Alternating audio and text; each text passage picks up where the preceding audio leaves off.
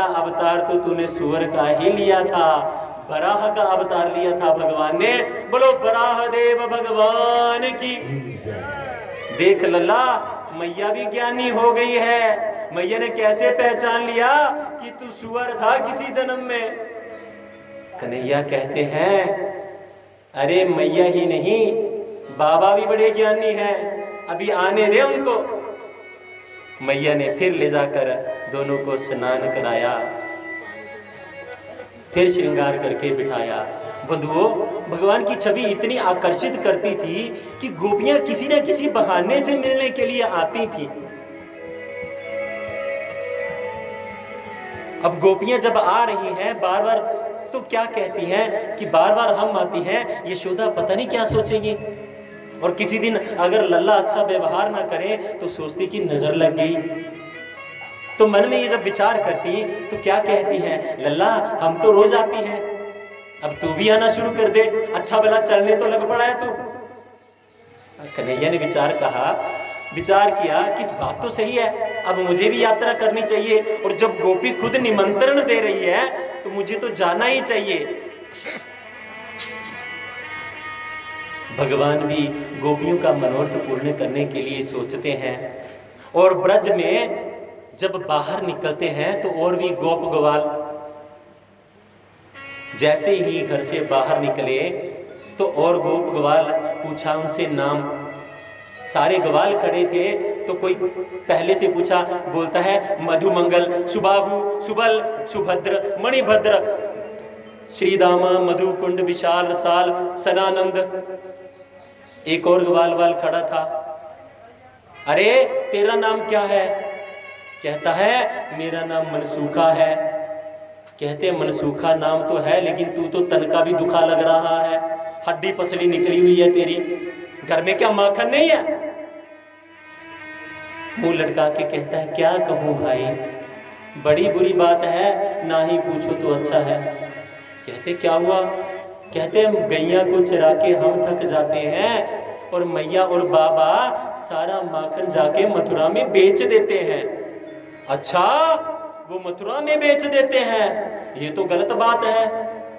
भगवान बड़े नीति शास्त्रज्ञ हैं, उन्होंने देखा अगर कंस को मारना है तो ये लोग तो माखन खा के बड़े बलवान हो जाएंगे, तो माखन की सप्लाई पहले बंद करो।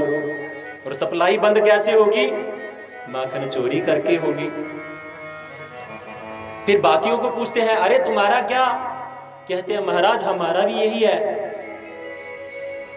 कहते माखन बिल्कुल नहीं देते। अरे देते हैं, जब मथनी पे ऊपर जो लगा हुआ बच जाता है ना, वो हमारे आगे कर देते हैं, बेटा जरा चाट के साफ कर दो इसको, हमें वही मिलता है। भगवान जी कहते तुम्हारी तो बड़ी दुर्दशा है। कहते हैं कोई हल बताइए ना। कहते हल करते हैं। कहते क्या करते हैं? कहते माखन चोरी करो। कहते तुझे भी माखन नहीं मिला? अरे मुझे, मेरे पास तो बहुत माखन है। तो कहते हैं फिर तू चोरी क्यों करूंगा? अरे मैं अपने लिए थोड़ी नहीं करूंगा, तुम्हारे लिए चोरी करूंगा। कल को कोई लड़ने के लिए आ गया तो तुम्हें तो एक थप्पड़ से ही मार देगा। अच्छा, हमारा नेता कितना अच्छा है रे, आज से तू हमारी मंडली का सरदार है जो सबके बारे में सोचता है। भगवान ने कहा तो चोरी आज शुरू करते हैं। कहते नहीं हम किसी के घर नहीं जाएंगे। कहते कोई बात नहीं, अपने घर से शुरू करो। अच्छा ठीक है, सब अपने घर चले गए, चोरी की, कोई पकड़े गए, कोई पिटे, कोई खा के मौज उड़ा के। अगले दिन जब मिलते हैं, ना रे ना, हमसे नहीं होता ये काम। क्यों? देख पीठ पे देख, बाबा ने 2 छड़ियां शरीर पे तोड़ दी, अब तो मेरी हड्डी भी दुख रही है। दूसरा कहता है ना अल्लाह, मेरे से वैसे ही चला नहीं जाता, माखन चुराया, मैया ने देख लिया और भागने लगा तो भागा तो जाता नहीं, तुरंत झपट लिया और तो और पता नहीं कितनी बैठकें निकाल के आया हूं, अब तो पसलियां भी दर्द कर रही हैं। कहते हैं धन्य हो आप लोग। अरे दूसरे के घर में क्या चोरी करोगे, अपने घर में चोरी करनी नहीं आती तुमको तो तुझे आती है अल्लाह। हाँ मुझे तो आती है, तो सिखा देना। अच्छा हाँ ठीक है, अब मैं चोरी करना सिखाऊंगा आपको। हाँ तो हमारी मंडली तो है, इसका नाम क्या रखेंगे? भगवान कहते हैं माखन चोर विद्या प्रचारक मंडली। बंधुओं मंडली बना ली और घर घर जाके चोरी करना शुरू कर दिया। अब चोरी करते जब गोपियां देख लेती तो शिकायत करने आती, और जब चोरी करने के लिए ना आए, भगवान जब ना दिखें, तो किसी ना किसी बहाने से भगवान जी को देखने के लिए आती हैं। और यशोदा से जब शिकायत करने के लिए जाती हैं तो यशोदा दरवाजे के बाहर आती है, तो बोलती है हाँ गोपियों बताओ क्या बात है। अरे हम चुगलखोर नहीं है यशोदा, जो किसी के पीठ के पीछे चुगली करे।